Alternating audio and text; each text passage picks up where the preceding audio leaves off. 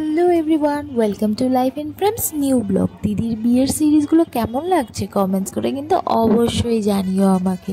তো তোমরা তো লাস্ট ভিডিওতে দেখলে যে জিজু চলে এসেছিলো, আর তারপর আমি জিজুকে একটা সুন্দর ডান্স করে ওয়েলকাম করেছি। আর এবার আসলো পালার দিদির এন্ট্রি।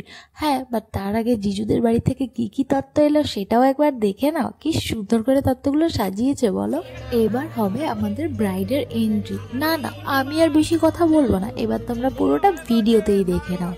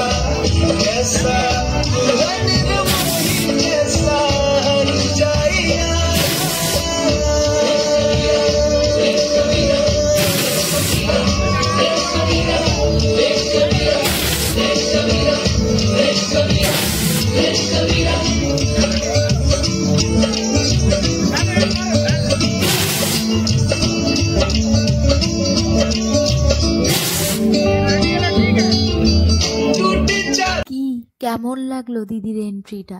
দারুণ না? জাস্ট একদম বলিউড স্টাইল ছিল। আমার তো খুব পছন্দ হয়েছিল। তোমাদের কেমন লাগলো সেটা তো কমেন্টস করে জানাবে নাকি?